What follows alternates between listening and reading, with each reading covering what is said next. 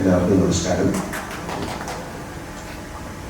വളരെയധികം സന്തോഷം തോന്നുന്ന നിമിഷങ്ങൾ. ഏറ്റവും ശ്രീകാർക്കായിട്ട് ഞാൻ ചോദിക്കാറുണ്ട്, വളരെ ഭാഗ്യം വേണ്ട ഒരു കാര്യം എന്ന് പറയുന്നത് ഈ സിനിമ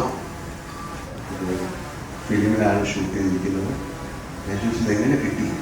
കാര്യം ഇതിന് 24 വർഷം കഴിയുമ്പോഴത്തേക്കും ഇങ്ങനൊരു സിനിമ ചിലപ്പോൾ ലാബിൽ നിന്നൊക്കെ നഷ്ടപ്പെട്ടു പോകാം.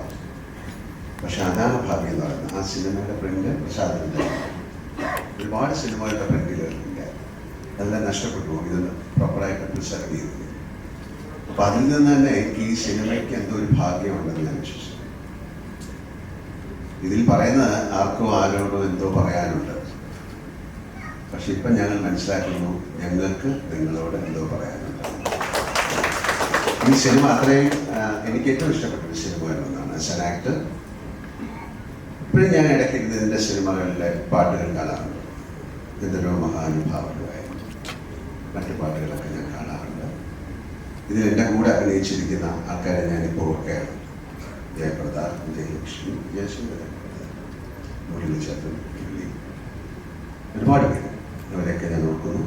എന്തുകൊണ്ട് ഈ സിനിമ ഒഴിയില്ല എന്ന് പറഞ്ഞു കഴിഞ്ഞാൽ, ഇപ്പോൾ അദ്ദേഹം പറഞ്ഞ പോലെ ഇത് കാലം തെറ്റി വന്ന സിനിമ എന്നൊന്നും പറയുന്നില്ല. എന്തെങ്കിലും കാരണം കാണും. അന്ന് ആർക്കും എന്തോ ആരോടോ പറയാനുള്ളതെന്ന് മനസ്സിലായിട്ടുണ്ടാവില്ല.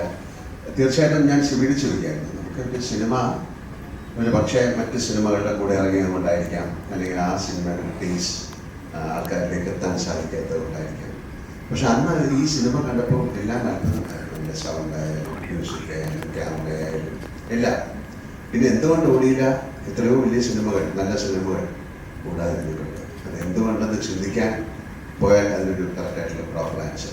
ഒരുപാട് കാരണങ്ങളുണ്ടാവും. പക്ഷേ സിബി അതിനെ വീണ്ടും റീഎഡിറ്റ് ചെയ്യണമെന്ന് പറഞ്ഞിട്ട് അദ്ദേഹത്തിന് ഇപ്പോൾ ഈ സിനിമ എങ്ങനെ കാണിക്കണം, ഞങ്ങൾക്ക് നിങ്ങളോട് എന്തും പറയാനുണ്ട്, എന്തോ പറയാനുള്ളത് നിങ്ങളെ കാണിക്കാനായിട്ട് അത് അദ്ദേഹം മനോഹരമായി ചെയ്തിരിക്കുന്നു എന്നാണ് ഞാൻ മനസ്സിലാക്കുന്നത്. എൻ്റെ ജീവിതത്തിലെ, സിനിമാ ജീവിതത്തിലെ ഏറ്റവും നല്ല സിനിമകൾ തന്ന സംവിധായകനാണ്. എൻ്റെ ആദ്യത്തെ സിനിമകൾ മുന്നിൽ വിരിഞ്ഞ പൂക്കൾ മുതലുള്ള ബന്ധമാണ്. എത്രയോ നല്ല സിനിമകൾ. ഇവിടെ പറഞ്ഞത് സിനിമ, 2 സിനിമകളെന്ന് പറഞ്ഞ സതയം, സിനിമ സതയമാണ്. പിന്നെ സിനിമയെ കുറിച്ച് പറഞ്ഞു ദശകം. അതൊക്കെ ആ സമയത്ത് എന്തുകൊണ്ട് ഓടിയില്ല എന്ന് പറഞ്ഞു കഴിഞ്ഞാൽ അതിൻ്റെ ഒരു കാരണമില്ല. പക്ഷെ അതൊക്കെ പിൽക്കാലത്ത് എന്താണ് യൂട്യൂബിലായാലും അല്ലെങ്കിൽ ടെലിവിഷനിലായാലും അല്ലെങ്കിൽ ചെറിയതൊക്കെ ഇപ്പോഴും ആളുകളുടെ മനസ്സിലേക്ക് എത്തിക്കൊണ്ടിരിക്കുക. അപ്പം അങ്ങനെ ഒരു സമയത്ത് ഇങ്ങനെ തോട്ട് ഉണ്ടായ ആ ഒരു ചിന്ത ഇത് തോന്നിപ്പിച്ച ആ ദൈവത്തിന് ആദ്യം നന്ദി പറയണം.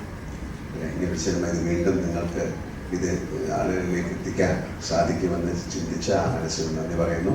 ഇതിൻ്റെ പുറകിൽ പ്രവർത്തിച്ച എല്ലാവർക്കും ഞാൻ നന്ദി പറയുന്നു. എനിക്ക് ആസ് ആൻ ആക്ടർ ഏറ്റവും വളരെ വേണ്ടപ്പെട്ടൊരു സിനിമയാണ്. വളരെ അത്യപൂർവമായിട്ട് സംഭവിക്കുന്ന കാര്യങ്ങളാണ്. ഹിന്ദി സിനിമകളൊക്കെ വീണ്ടും ബ്ലാക്ക് ആൻഡ് വൈറ്റ് സിനിമകളൊക്കെ എടുത്ത് കളർ ചെയ്തൊക്കെ വീണ്ടും കാണിച്ചിട്ടുണ്ട്. പക്ഷെ അതുപോലല്ല, ഇവിടെ പ്രോപ്പറായിട്ട് ഒരു സിനിമ അല്ലെങ്കിൽ അതിൻ്റെ ഫിലിം സൂക്ഷിക്കുക അങ്ങനെയൊക്കെയുള്ള കാര്യങ്ങളില്ല. കാര്യം പല ലാബുകളും ഇപ്പോൾ ഇല്ല, അതൊക്കെ മാറിപ്പോയി. ഇവിടെയൊക്കെ വലിയ കെട്ടിട സമുച്ചയങ്ങൾ വന്നു. അപ്പോൾ അതിൽ ഒരുപാട് സിനിമകളുടെ പ്രിൻ്റൊക്കെ നഷ്ടപ്പെട്ടു പോയി, എത്രയോ സിനിമകളുടെ.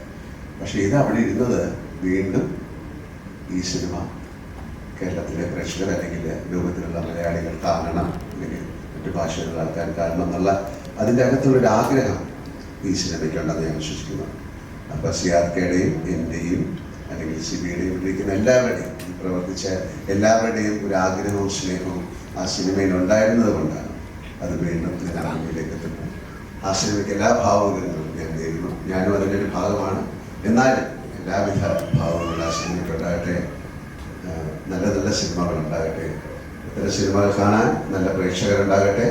ആ സിനിമകളിലൊക്കെ അഭിനയിക്കാൻ ഞങ്ങൾക്ക് ഭാഗ്യമുണ്ട്.